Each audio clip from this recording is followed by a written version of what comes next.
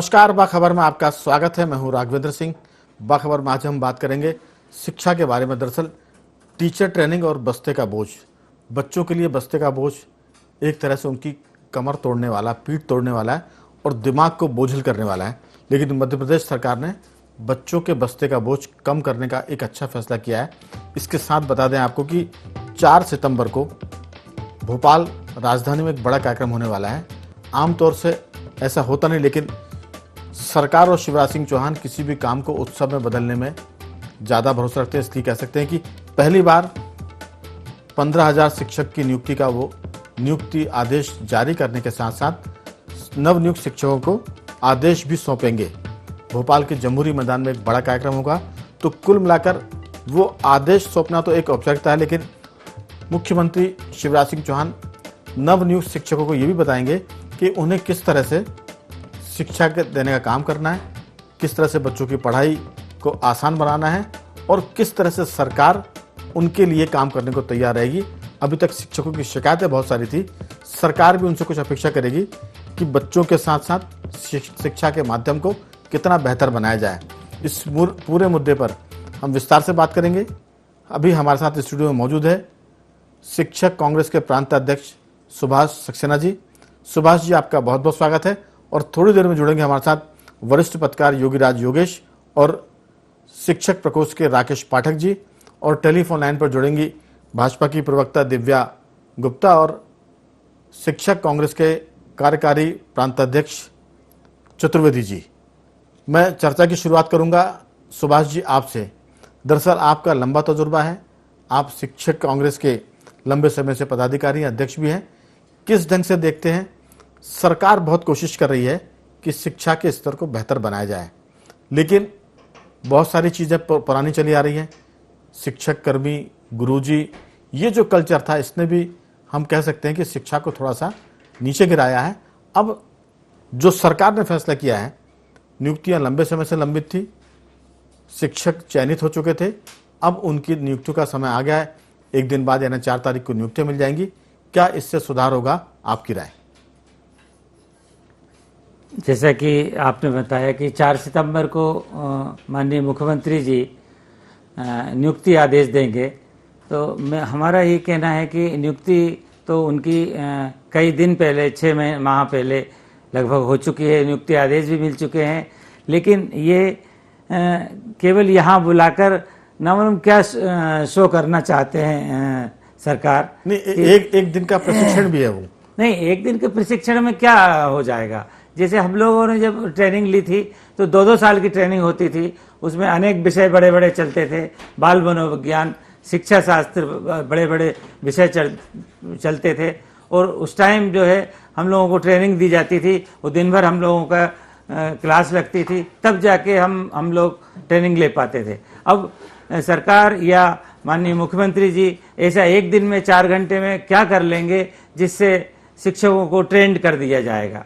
ये तो सिर्फ एक ऐसा लग रहा है कि ये राजनीतिकरण हो रहा है, शिक्षा का राजनीतिकरण की ओर जा रही है। दरअसल सुभाष जी, इसके पीछे जो मंतव्य समझ में आता है वो ये कि शिक्षक, जो नए शिक्षक भर्ती हो गए, जिनको नियुक्ति पत्र मिलेगा, 4 तारीख के बाद से वो पढ़ाने जाएंगे।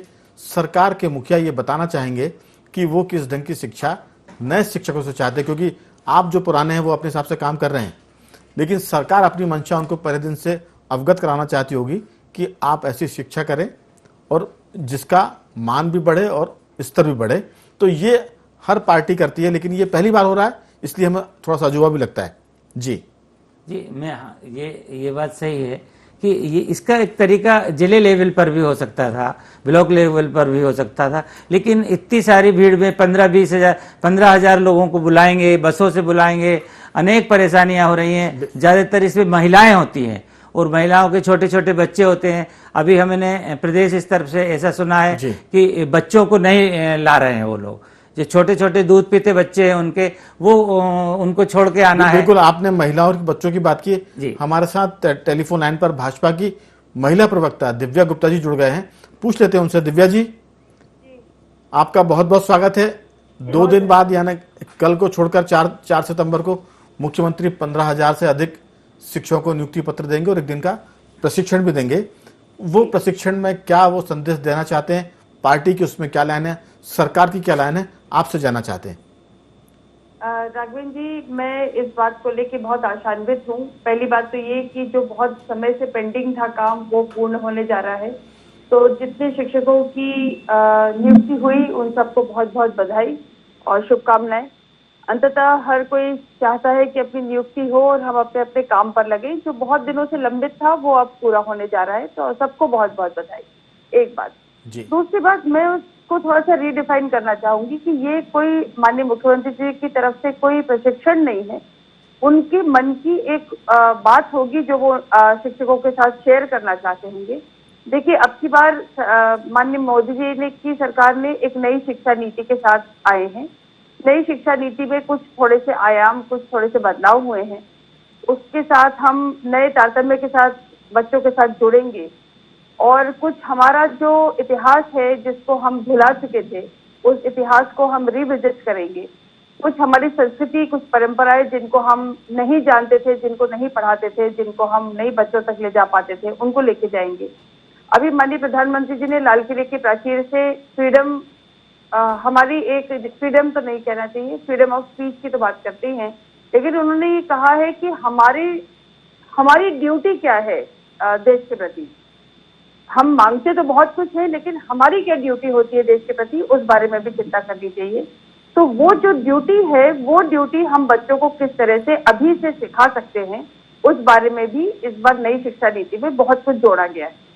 तो इसको मैं प्रशिक्षण नहीं कहूंगी, इसको छोटा सा उस चीज को लेके अपडेट कहना चाहिए। मैं सिर्फ इसमें आपकी बात में एक चीज जोड़ूंगा, जो सरकारी इसमें निर्देश जारी हुए हैं जिला शिक्षा अधिकारी की तरफ से, उसमें प्रशिक्षण शब्द का उपयोग किया गया है, इसलिए हम इसको प्रशिक्षण की बात कर रहे हैं। और हम ये भी मानते हैं कि कई बार सरकार के मुखिया, विभाग के मुखिया अपना मंतव्य बताना चाहते हैं, तो वो भी उसको प्रशिक्षण का दर्जा दे सकते हैं, क्योंकि सरकारी आदेश में यही निकला है। जी बताएं। क्योंकि वो अगर अपनी तरफ से उन सब शिक्षकों को इस बात को लेके ताकीद करेंगे या प्रशिक्षण देंगे कि अब आपको नए सिरे से किस तरह से बच्चों तक जाना है जी। और जो जिनकी नियुक्ता हुई है, तो उनको तो हमेशा ही ये एक एक्चुअली भारतीय जनता पार्टी में एक सिलसिला भी है कि हम इसको मैं आपको आदेश पढ़ के बताता हूँ कि नवनियुक्त शिक्षकों का भोपाल में 1 दिवसीय प्रशिक्षण कार्यक्रम भेल दशहरा मैदान में आयोजित किया जा रहा है। मुझे पर आ रही हूँ कि क्या होता है कि हमारे एक परंपरा है कि जो नवनियुक्त होकर आता है उसको प्रशिक्षण के तौर पर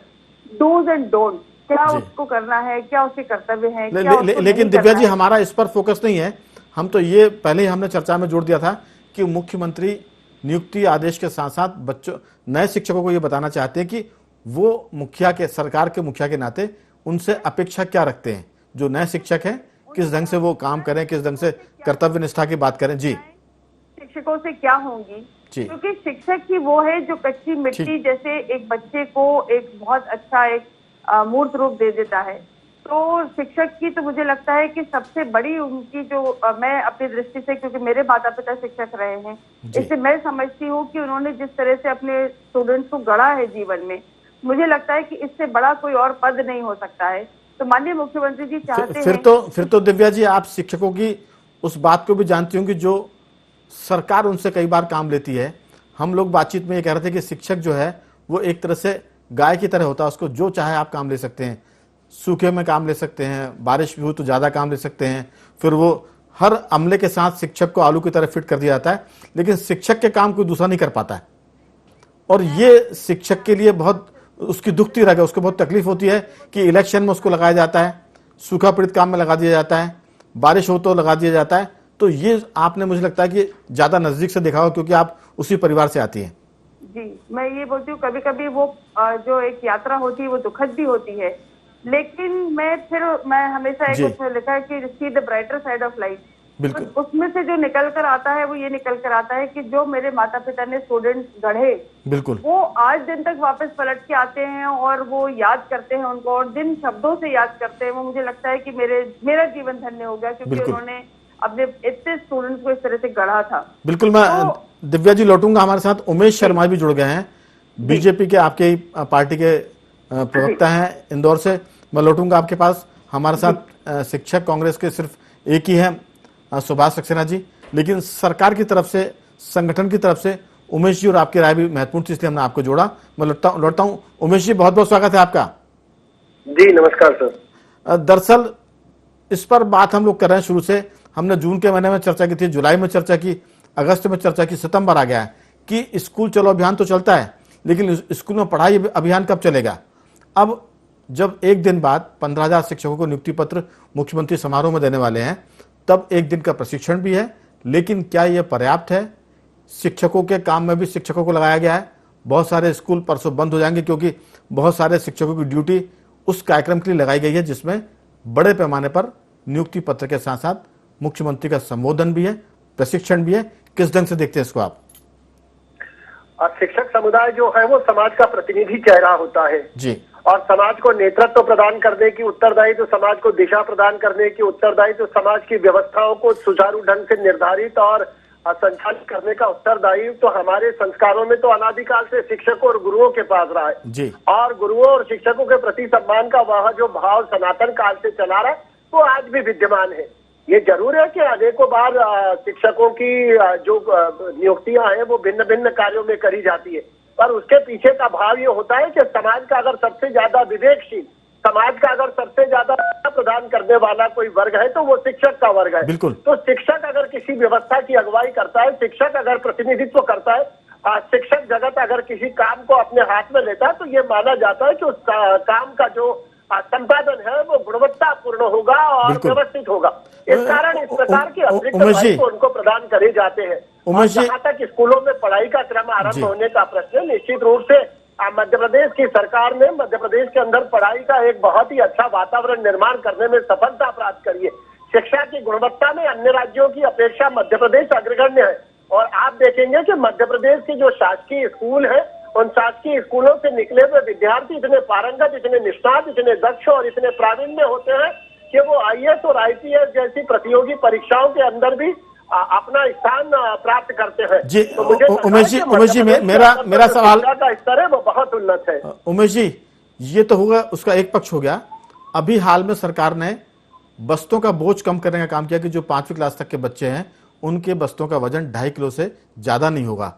लेकिन सवाल है कि शिक्षक आपके पास कम है, नियुक्तियों के बाद वो काफी संख्या थोड़ी सी पूर्ति उसकी हो जाएगी, लेकिन शिक्षकों को जो भिन्न भिन्न मौके पर जो काम सौंपे जाते हैं शिक्षा से अलग हटकर, उससे शिक्षा का काम बड़ा प्रभावित होता है और उसमें उसका सिलेबस पूरा करना, पाठ्यक्रम को पूरा करना, ये एक कठिन चुनौती है हर काम में शिक्षक को।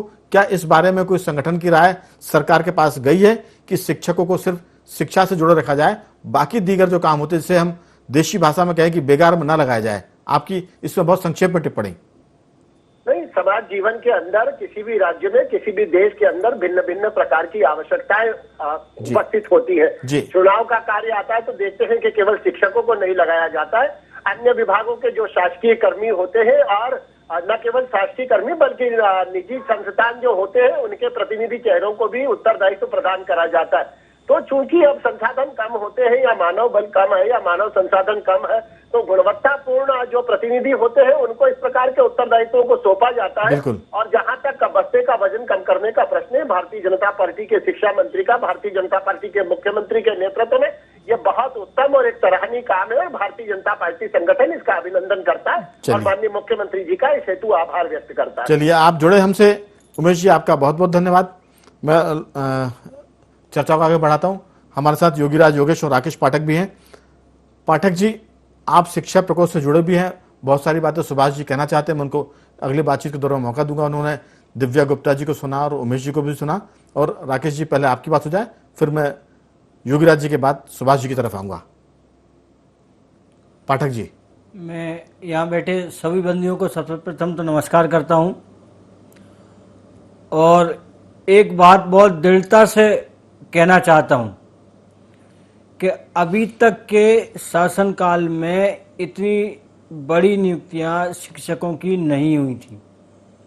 जो शिक्षकों को जो योग्य है उनको जो मान सम्मान मिला है, 14,500 नियुक्तियाँ अभी हो रही हैं और इसके बाद 7.5 और आगामी भविष्य में अति शीघ्र फिर होंगी। इसलिए ये एक बहुत बड़ा विषय है। रहा सवाल जो लोग या अन्य जनता जो ये कह रही है कि ये प्रशिक्षण है, तो गुरुओं को कोई प्रशिक्षण नहीं दे सकता। वो तो सर्वव्याप्त है, जितना उनको प्रशिक्षण या योग्य परीक्षा पास करके आए हैं वही पर्याप्त है। पर अपने विचार रखना, माननीय मुख्यमंत्री जी ने अपने विचार रखने के लिए कि नई पीढ़ी को क्या शिक्षा देना है, अपने मध्य प्रदेश के भविष्य को कहाँ ले जाना है, इसके लिए अपने मन के विचार रखने के लिए उनको एकत्रित किया है। चूंकि वो परिवार, मध्य प्रदेश परिवार के मुखिया हैं, और मुखिया होने के नाते अपने जो भी घर परिवार के सदस्य होते हैं उनसे बातचीत करते हैं। बिल्कुल। तो मेरा ऐसा मानना है कि इसको अपन पारिवारिक बातचीत कहें। ठीक। योगीराज जी, आपकी राय, क्योंकि 15,000 शिक्षकों की नियुक्ति, बस्ते का बोझ कम होना, लेकिन शिक्षकों को जो बेगार दी जाती है उस पर भी बात फोकस करने की जरूरत है, क्योंकि एक तो शिक्षक कम है, ऊपर से दीगर काम जब वो करते हैं तो शिक्षा का काम पिछड़ जाता है। काबिलियत होने के बाद भी शिक्षक पढ़ाना चाहता है लेकिन उसके पास वक्त नहीं होता, ये भी एक समस्या है। इसका भी समाधान सरकार को ढूंढना पड़ेगा। आपकी राय? देखिए, कोई भी सरकार हो, कोई भी मुख्यमंत्री हो, वो सुप्रीम कोर्ट से ऊपर नहीं होता, और कोर्ट के स्पष्ट निर्देश हैं कि शिक्षकों को पढ़ाने का काम दिया जाए और दीगर बातों से उनको दूर रखा जाए। ये क्लियर कट ऑर्डर्स हैं। लेकिन हम देख रहे हैं कि होता क्या है, शिक्षकों को कहाँ कहाँ लगाया जाता है। अभी वर्तमान प्रशिक्षण की यदि आप बात करें तो आपने एक दिन के लिए प्रदेश भर के शिक्षकों को तो भोपाल बुला लिया और उनके स्वागत सत्कार के लिए भोपाल के शिक्षकों को लगा दिया। तो एक तो पढ़ाई वहाँ प्रभावित हो रही जहाँ से ये शिक्षक आ रहे हैं, और दूसरा जहाँ आ रहे हैं वहाँ पे भी यही इंतजाम हो रहे हैं। पूरे सैटरडे संडे शिक्षकों की ड्यूटी इसमें लगाई गई है। मुझे ऐसा लगता है कि शिक्षक जो हैं अध्यापक नहीं रह गए हैं, वो व्यवस्थापक ज़्यादा हुए हैं। हर जगह हर चुनाव में जैसा कि आप जिक्र कर रहे थे कि जहाँ भी ज़रूरत होती है शिक्षकों को लगा दिया जाता है। और यदि शिक्षक इतना ही इंपॉर्टेंट है, अभी मैं सुन रहा था उमेश जी की बातें, शायद पता नहीं वो नहीं होंगे टेलीफोन लाइन पर, कि शिक्षक यदि इतना महत्वपूर्ण है कि यदि उसको कोई दायित्व दिया जाए तो वो बहुत जिम्मेदारी से करता है और सफलता की गारंटी 100% है।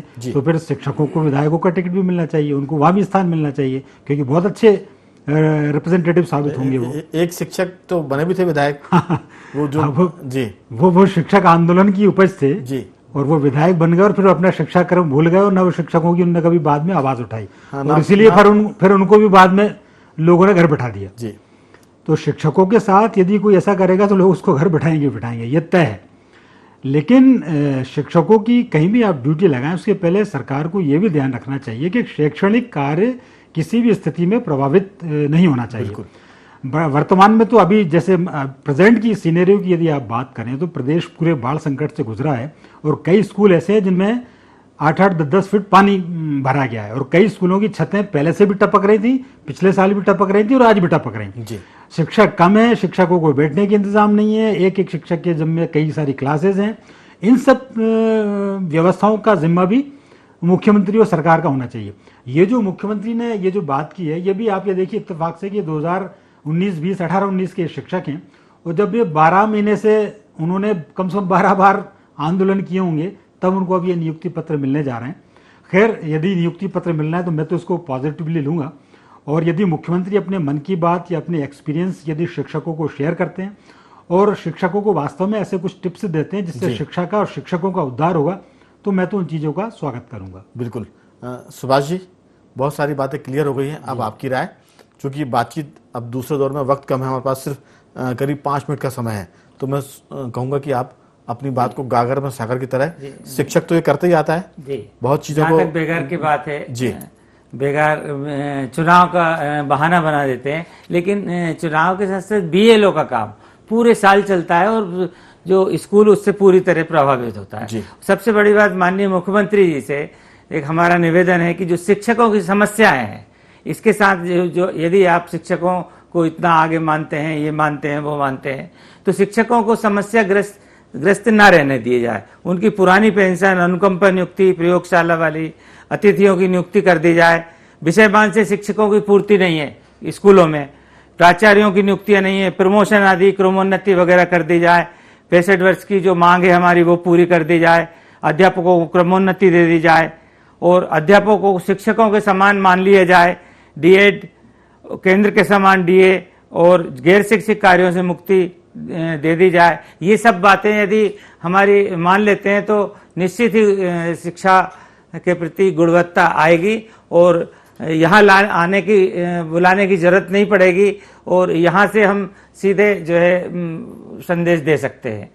तो कुल मिला के शिक्षक को लोग कहते तो हैं कि ये गुरु जो है भगवान से ही बड़ा होता है, लेकिन वो गुरु बहुत समस्याओं से ग्रस्त है। दिव्या जी, आवाज सुन पा रही हैं हमारी आप? दिव्या जी से संपर्क नहीं। लेकिन सुभाष जी, आपने जो बातें की हैं कि क्रमोन्नति मिले उनको बाकायदा वो दर्जा मिल जाए जिसकी वो मांग करते हैं, 65 वर्ष उनकी आयु सीमा बढ़ा दी जाए शिक्षकों की, इसके साथ साथ केंद्र के बराबर आपने कहा कि उनको वेतन और भत्ते दे दिए जाएं, तो फिर शिक्षक भी अपना काम पूरी तरह से करेगा। बेगारों से मुक्त अगर कर दिया जाए तो फिर मध्य प्रदेश की शिक्षा का स्तर ऊपर जाएगा, ऐसा आप भरोसा आप बता रहे हैं, ऐसी आपकी इच्छा भी है। मुझे लगता है कि सरकार की इच्छा भी इससे अलग नहीं है। सरकार तो चाहती कि मुश्किलों में सही, जैसे गरीब आदमी बच्चे को पढ़ाना चाहता है, तो ये सरकार भी गरीब हो गई है लोगों को देते देते, कर्मचारियों को देते हुए, उनके वेतन भत्तों को देते हुए। तो इसी गरीबी में अगर शिक्षक अच्छा परफॉर्म करें और सरकार शिक्षकों के लिए जो बेहतर हो सकती है वो अगर देने की बात करे, तो मुझे लगता है कि दोनों हाथ से ताली बजे तो सरकार की जय जय होगी और शिक्षकों की जय जय तो सभी लोग करते ही आए हैं कि गुरु गोविंद दो खड़े काके लागू पाए, बलिहारी गुरु आपकी जो गोविंद दियो बताए। तो गोविंद को बताने वाले गुरु की हालत खराब है, सब जानते हैं।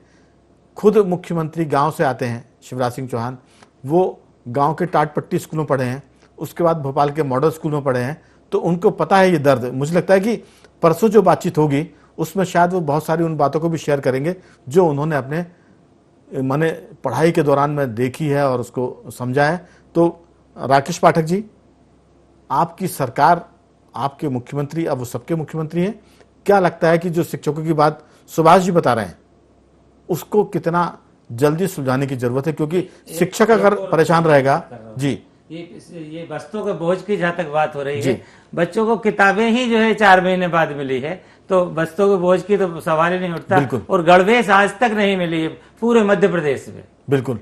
राकेश जी, बहुत संक्षेप में। मेरा ऐसा निवेदन इसमें कि माननीय मुख्यमंत्री जी यहाँ जो बुला रहे हैं या जो संदेश देना चाह रहे हैं, वो तो हो गया। अब गणवेश और पुस्तक की बात है। हाँ जी, उनको यूनिफॉर्म नहीं मिली और किताबें नहीं है, तो पढ़ाई कैसे होगी और पढ़ाई कैसे मैं वही बताना चाह रहा हूँ। इतनी बड़ी व्यवस्था है, सारी व्यवस्था सरकार बड़े ध्यान से और व्यवस्थित तरीके से कर रही है।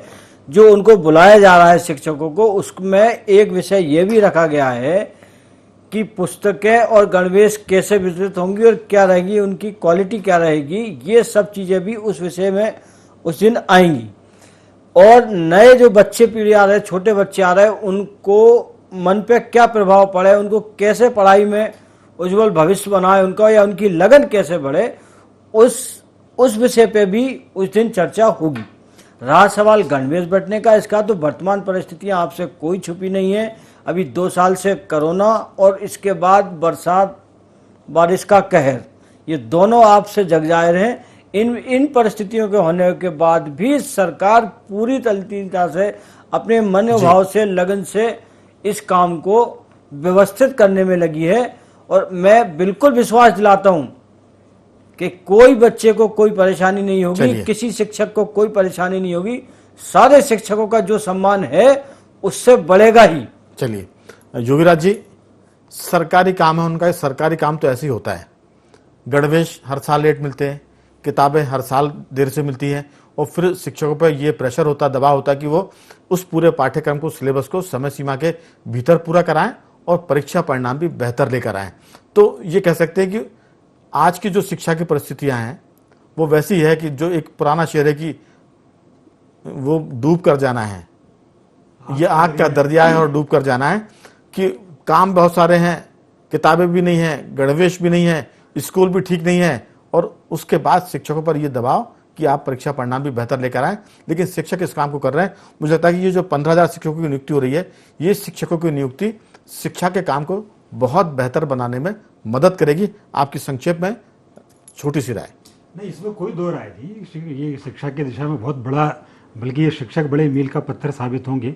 और इसमें भी कोई शक नहीं कि पिछले कुछ समय में जो सरकारी स्कूल्स के जो रिजल्ट रहे हैं वो बीते वर्ष की तुलना में बहुत बढ़िया रहे हैं। बिल्कुल। और स्कूलों की व्यवस्था पहले की तुलना में बहुत सुधरी भी है। और इसमें एक मुख्यमंत्री का जो स्कूल है, जो सीएम स्कूल की बात कर रहे हैं, वो भी मुझे लगता है कि परिणाम को बेहतर बनाएगा। समय की तंगी है, मैं इस चर्चा को यहीं थोड़ा सा रोकूंगा। कुल मिलाकर स्थिति ये कि सरकार की कोशिश बेहतर करने की है, शिक्षक भी उसमें कदम ताल करेंगे। 15,000 शिक्षकों की नियुक्ति स्कूल के काम को और बेहतर बनाएगी। आप सभी मेहमानों को मैं धन्यवाद करूंगा। सुभाष जी आपका भी, योगीराज जी आपका भी, और राकेश जी आपका भी धन्यवाद, उमेश जी का भी धन्यवाद, और दिव्या गुप्ता जी का भी धन्यवाद टेलीफोन लाइन पर जुड़ने के लिए। तो उम्मीद करते हैं कि टीचर ट्रेनिंग और बस्ते का बोझ कम भी होगा और शिक्षक बेहतर काम कर पाएंगे। बखबर में आज सिर्फ इतना ही। कल किसी और मुद्दे पर बात करेंगे, तब तक बने रहिए हमारे साथ और देखते रहिए IND24।